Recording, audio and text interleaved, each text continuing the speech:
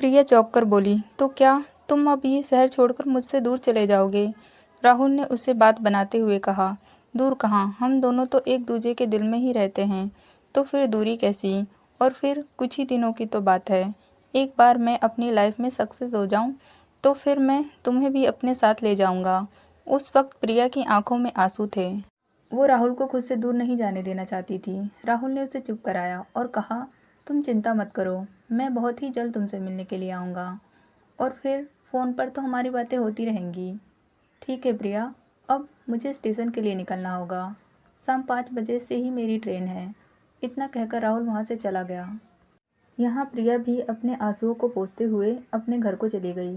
घर पहुंचकर उसने राहुल को कॉल किया। राहुल ने उधर से बोला, मैं अभी थोड़ी देर में तुम्हें कॉल करता हूँ। इतना कहकर राहुल ने कॉल कट कर दिया। कुछ देर तक प्रिया ने राहुल की कॉल का इंतज़ार किया, लेकिन राहुल का कॉल नहीं आया।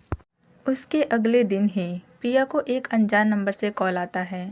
प्रिया ने कॉल रिसीव किया और हेलो बोला। उधर से उस शख्स ने जो कहा वो सुनकर तो मानो प्रिया के दिमाग ने काम करना ही बंद कर दिया। उधर से उस शख्स ने प्रिया से कहा, तुम जिसके साथ शादी के सपने सजा रही हो वो तो पहले से ही शादीशुदा है और अब वो तुमसे शादी करना तो दूर तुम्हारा कॉल भी नहीं उठाएगा। यकीन ना हो तो तुम मुझसे कॉल करके देख लो। प्रिया ने हड़बड़ी में ये जानने के लिए कि उस अनजान शख्स की बातों में कितनी सच्चाई है, तुरंत राहुल को कॉल किया। उधर से राहुल ने प्रिया का कॉल रिसीव नहीं किया। प्रिया उसे लगातार कॉल करती रही, लेकिन उधर से राहुल ने एक बार भी उसका कॉल रिसीव नहीं किया। एक बार को प्रिया ने सोचा, कहीं उस आदमी की कही हुई बातें सच तो नहीं, लेकिन उसका दिल ये मानने को तैयार ही नहीं था कि राहुल उसे धोखा दे सकता है। लेकिन कुछ ही देर में प्रिया के फ़ोन पर कुछ ऐसी तस्वीरें आई कि उन्हें देखकर प्रिया को यकीन हो चला कि राहुल एक धोखेबाज है। प्रिया राहुल से इस कदर नफरत करने लगी कि अब वो राहुल का नाम तक नहीं सुनना चाहती थी। धीरे धीरे करके उसने राहुल को अपने दिलो दिमाग से निकाल दिया और वो अपनी लाइफ में आगे बढ़ना चाहती थी। उसके परिवार वाले कई दिनों से उसकी शादी के लिए रिश्ते देख रहे थे, लेकिन हर बार प्रिया ही उन्हें मना कर देती। लेकिन अब प्रिया ने अपनी माँ से कहा, माँ मैं शादी के लिए तैयार हूँ। उसके परिवार वालों ने फिर से प्रिया के लिए रिश्ता देखना शुरू कर दिया। एक बहुत ही अच्छा रिश्ता उनके हाथ आया और फिर क्या था, चटमंगनी और पटविवाह। शादी के बाद प्रिया अपने ससुराल पहुंच गई।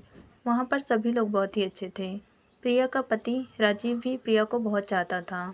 अपनी शादी की खुशी में उसने एक छोटी सी पार्टी रखी, जिसमें उसने अपने कुछ खास चुनिंदा दोस्तों को ही बुलाया था।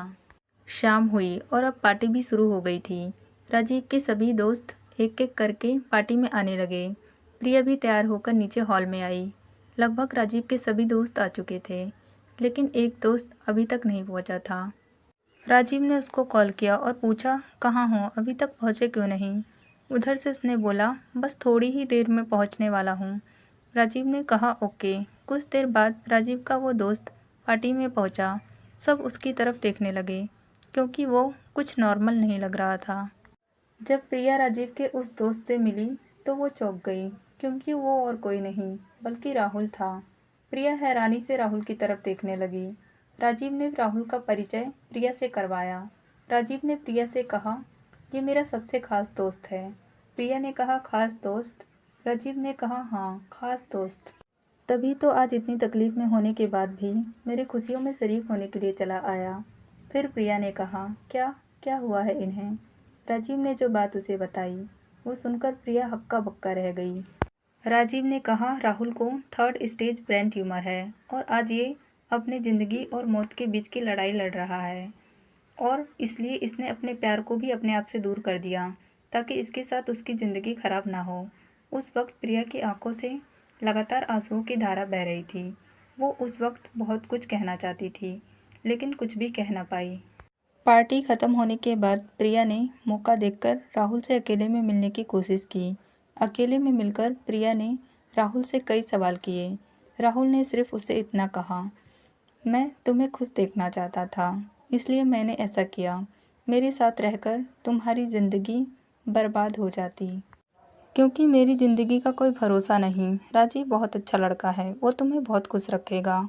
तभी राजीव ने राहुल को पीछे से आवाज़ लगाई, राहुल के जाने का वक्त हो गया। आखिरी बार प्रिया राहुल से लिपटकर खूब रोई।